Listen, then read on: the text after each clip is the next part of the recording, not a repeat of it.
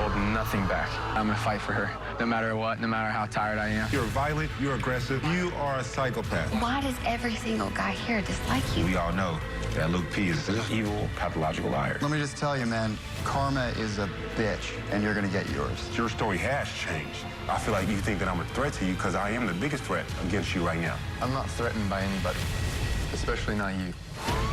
Somebody mess with my queen, I need to take that person out.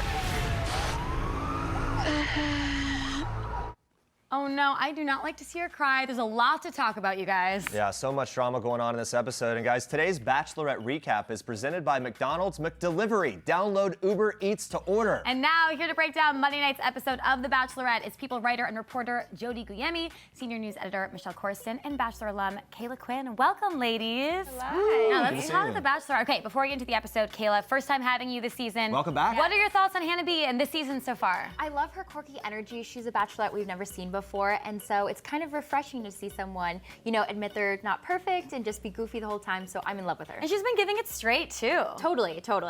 Yeah, her honesty is refreshing, actually. She doesn't sound super soundbitey. It's like, this is really how I feel, and I think that's good. And when she gets overwhelmed, she shows us, and she's not afraid to just like be that vulnerable person. So All right, well, let's talk about this. The contestants leaving LA, they head to Newport, Rhode Island. Which they're very excited about. So excited, I was shocked. Guys, Newport, Rhode Island, nothing against Newport, Rhode Island. It's not Tahiti, whatever. Let's break down the one-on-one with Jed. Hannah and Jed, they explore Boston together, not Newport, Rhode Island, so it's close. Anyway, whatever. Jed then reveals that he signed up for the show initially because it's a huge platform, music is his passion, so he basically kind of admits, hey, I wanted the exposure, but then she seemed to be happy that he was honest about it. Michelle, is this a red flag, or what did you make of the whole thing? Normally when someone is here for the wrong reasons, as we like to say in Bachelor Nation, it's a giant red flag. But the fact that he was honest about it and said, you know, he was open to the experience to promote himself, but he ended up liking her, I give him props for that. So is he here for music or marriage at this point? What do you think? At this point, it feels a little bit more music, hopefully marriage if Hannah wants him. A good PR move, though. He got ahead of it. What do you guys think? Music or marriage?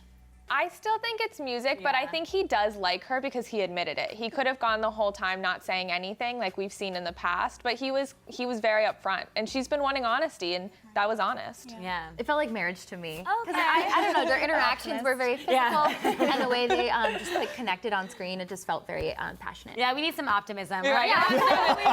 Love's real, love's real. Kayla Quinn, thank you. Jed ended up getting a rose. We move on to the group date, which I really want to talk about. So the men play in a game of rugby, and this was a little dangerous. Yeah. Kevin gets injured, heads to the hospital. Luke P body slams Luke S. Before we get into the drama, what happened with the Lukes, what did you think of the rugby date? Because personally, look, I like men playing sports, but this seemed very dangerous. It's super dangerous. I mean, I think it's risky. You have a lot of guys who are already in a competitive atmosphere, and now you want them to play one of the most physical sports there are. Like, good luck. There's no padding. They're just hitting each other. Right. And they're not rugby players. No. That's the big difference. But Hannah's always said that she wanted an athlete. I love seeing like kind of a macho side of these guys. They're already macho, you know, men recruited on there anyway, so just like bringing that side out is kind of cool. Oh yeah, she was getting turned on for sure. Like watching them, like okay, the other men defended Luke S, saying he didn't deserve what happened to him. Now Hannah wanted an explanation, so she grabbed Luke P to get his take on the incident. So let's take a look at what Luke P told Hannah, followed by Luke S's reaction. Watch. You know, to be honest, at the house and everything, I've seen red flags come up. Well, tell me. Like, he's always talking about his brand and his liquor company, and I've never heard him talk about you. He said that, you know, you don't really talk about me, and that you really talk a lot about your tequila brand. I mean, that's concerning because, I mean... I understand how big of a concern that is for you. Yeah.